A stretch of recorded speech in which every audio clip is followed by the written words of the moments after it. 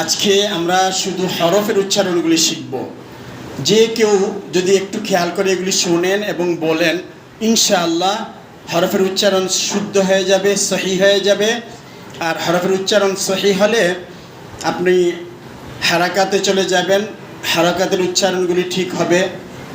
জজমের ব্যবহার শিখবেন, তানবীনের ব্যবহার শিখবেন, তাজদীদের উচ্চারণগুলি সুন্দরভাবে শিখবেন। ইনশাআল্লাহ কোরআনুল কারীম অত্যন্ত সহজ এবং সুন্দর হয়ে যাবে।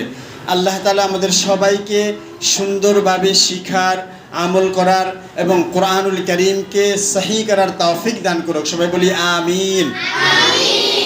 খুব আন্তরিকতার সাথে বলবেন এবং পরবর্তীতেও প্র্যাকটিস করতে চেষ্টা করবেন। যত বেশি এগুলি প্র্যাকটিস করবেন, ইনশাআল্লাহ হরফের উচ্চারণ সহি হয়ে যাবে, সুন্দর হয়ে যাবে। বলেন আলিফ আলিফ আলিফ, বা বা বা, তা তা তা, থা থা, জিম জিম, হা হা হা, খ খ খ, খ, দাল দাল, দাল দাল, দাল, রা রা রা,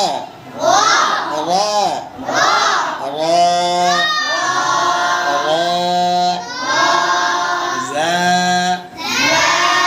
জা জা, সিন, চড়ুই পাখির আওয়াজ হবে সিন সিন সিন, শিন শিন শিন, صاد صاد صاد، ضاد ضاد। ضاد হলো সব হরফগুলির চেয়ে মোটা হরফ, সবচেয়ে বেশি মোটা ضاد। অর্থাৎ ضاد জিহ্বার ডান এবং বাম দুই পাশের উপরে লাগিয়ে তারপর উচ্চারণ করতে হয়। হ্যাঁ, কেউ যদি এক সাইড লাগাতে পারেন হতে হবে, কিন্তু দুই সাইড লাগানোটাই সহজ মনে হয়। ضاد ط ط ط ط، রা রা রা, আইন আইন আইন, غين غين، فا فا فا، قاف قاف قاف، كاف كاف كاف، لام لام لام، ميم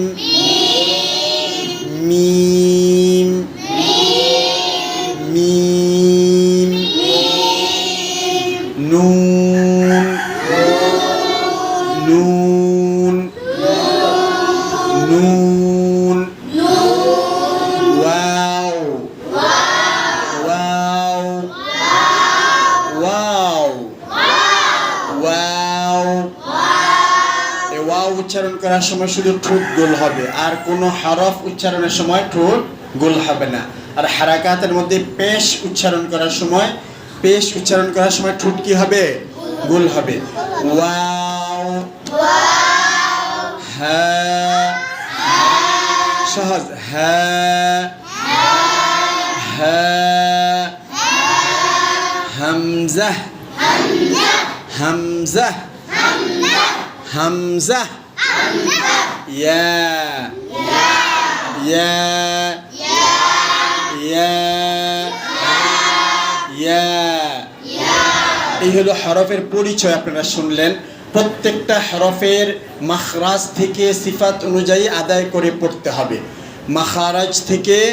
মাখারাজ সমূহ থেকে সিফাতের সকল নিয়ম কানুন অনুযায়ী আমাদেরকে কি করতে হবে? উচ্চারণ করতে হবে। আর হরফের মাখরাজ চিহ্নিত করার সহজ উপায় হইল, যেই হরফের মাখরাজ জানতে চাইব ওই হরফকে জজম দিয়ে মানে সাকিন করে তার ডানে হরকতওয়ালা একটা হামজা মিলাবো। যেমন বায়ের আমরা মাখরাজ জানতে চাই, তাহলে হামজা বা জবর আবে, বলেন হামজা বা জবর আবে, আবে, ইবে, উবে, আত, ইত, উত, আহ, ইহ, উস। এইভাবে ইনশাল্লাহ জজম অনুযায়ী আমরা প্রত্যেকটা হরফকে পরবর্তীতে আবার মাস করব। আজকের সবক এতটুকুই। হরফের উচ্চারণগুলি খুব সুন্দরভাবে ইনশাল্লাহ শিখবেন। আর আমরা ধারাবাহিকভাবে এইভাবে ইনশাল্লাহ শিখতে থাকব, যেন অল্প কয়েকটি ক্লাসের মাধ্যমে আমরা কোরআনকে সহি করতে পারি, সুন্দর করতে পারি। আল্লাহ তাআলা আমাদের সবাইকে তৌফিক দান করেন। সবাই বলি আমিন। আসসালামু আলাইকুম ওয়া রাহমাতুল্লাহি।